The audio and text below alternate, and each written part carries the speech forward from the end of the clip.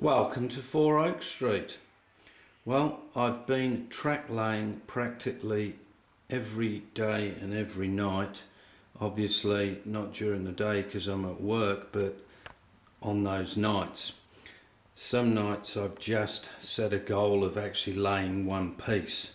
So a bit of an update of where I'm at, and a couple of things that tips, if you like, that may help people with their track laying. So bring you up to date. This is where I started. The joins here. So you can see the joins are about where my finger is here.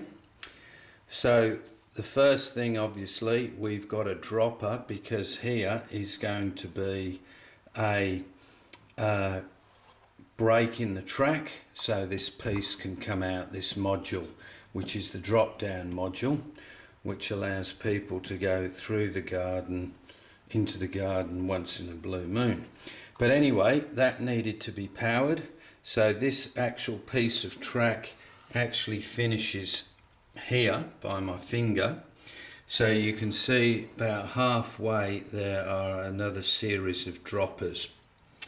So these 4 tracks continue around to the next end of the module.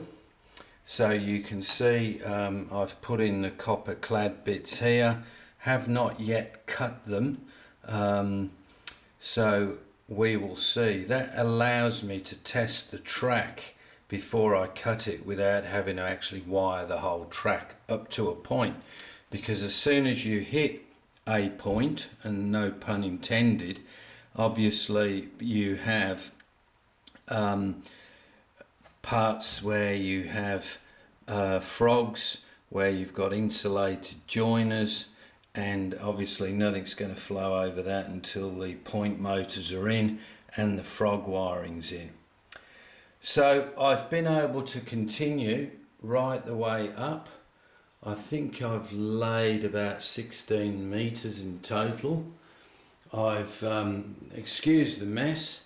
There is so much stuff that you need when track laying. Obviously soldering irons, I've got wire, cable, I've got all my little bits, files, glue. So I have actually got up to the downward bit, but this is the station area with the crossover, and then you've got the curve, which the tunnel mouth will be around here somewhere. So with that, this curve here, which is a bit sharper than I would have liked, but I didn't want to have to bring the track to the edge. So, but what I've got, where the track actually leaves the tunnel, it is a nice gentle curve, which is what I wanted out of the tunnel.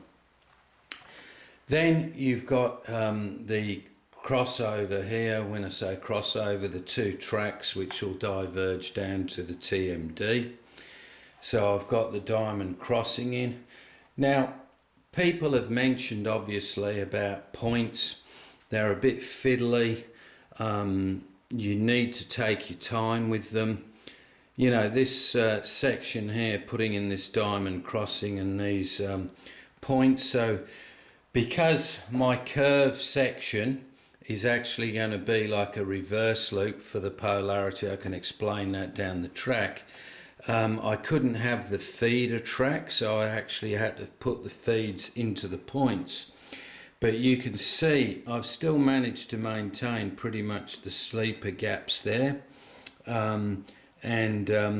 Both those fish plates there on each side are insulated, and managed to get that in, because obviously the things that you want when you're laying points, it's absolutely crucial that they are flat. And there's a couple of things that I've learned, and possibly things that I can pass on that may help people that are looking at laying points. But a couple of things as well. With my track, what I tend to do is I sand the back of it just to give it a bit of a key. I then put some PVA on the actual cork, just the cheap stuff, and then I put PVA on the track, mainly where the edge of the sleepers meets that straight bit under the rail. And by the time I've put that on, it just goes on. And then I think, as Stephen said on Alvenholme, the thing that I tend to use most is the straight blue template that we've got here, which keeps the straight. But generally speaking, with myself, if the cork's gone down right, I'm just trying to keep it in the centre of the cork, and I am using the gauge that you can put across, the little Pico gauge. Another useful thing that I found, obviously, I tend to cut with a Dremel, which is under here, and I keep it there when I'm not using it, because the blades will just snap as soon as anything touches them. So when I'm not using it, I put it out the way so I can't knock it.